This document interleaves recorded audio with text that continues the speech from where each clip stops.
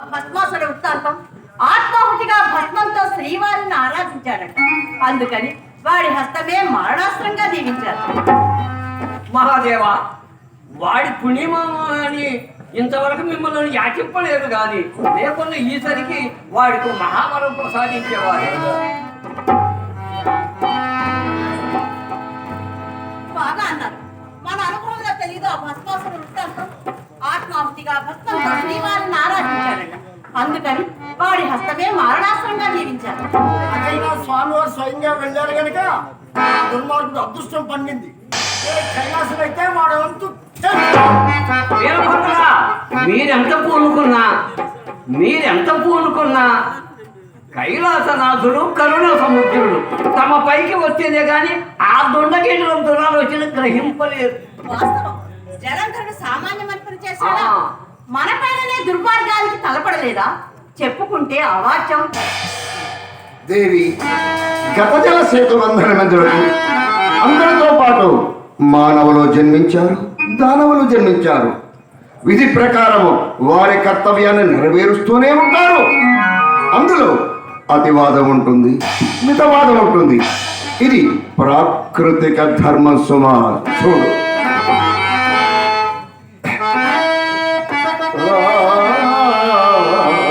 రాక్షసజాతి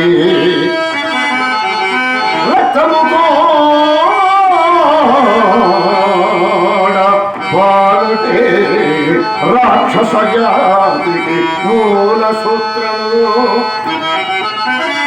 యుక్తిగా పీడిత ప్రజ విమోచన మౌసును లోకజాలము.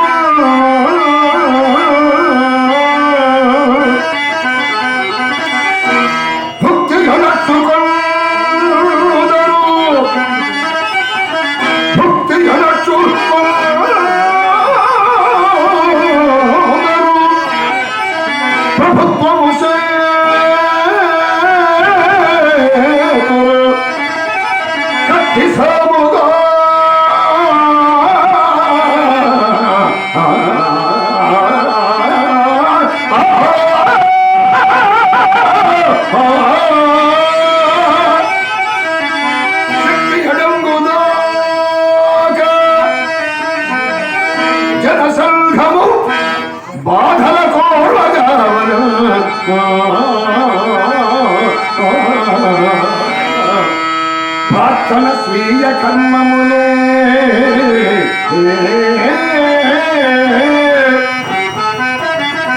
ప్రార్థన స్వీయ కర్మములే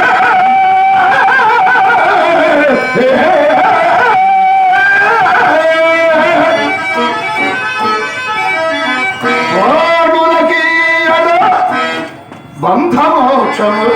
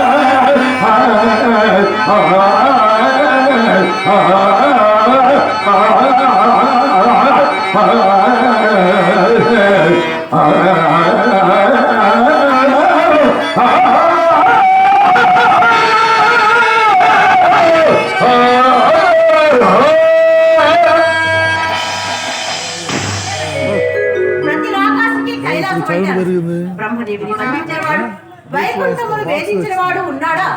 ముక్కంటి మూడవ కన్ను తెరిస్తే ముల్లాకాలు మొక్కుపోతాయని ప్రతిదే కానీ అది తెరిచే అవసరము రాదు. వచ్చినా అహింసాలు శ్రీవారు దాక్షణ్యం చూపిస్తారు. అదేమి దేవి, అందుకని మనమే ప్రళయానికి కారణం కావాలంటావా? దేవదేవా, కారణం కారాదు, కనీసం నివారణమైనా చేయాలి కదా ప్రభు. విప్లవం పేరుతో లోకంలో విలయం తాండవిస్తుంటే ఏంటి పట్టణం వెళ్ళకుంటారు. అట్లయిన ప్రజా సంక్షేమం ఏం కావాలి? ఈ ప్రపంచ శాంతి ఎలా నెలకొనాలి ప్రభు? నారదా, ఇంతకు ఎవర దూర్త రాక్షసుడు? ఎవరో చెప్పండి. ఎవరా దుర్మార్గుడు? ఏమని చెప్పుతాం తల్లి?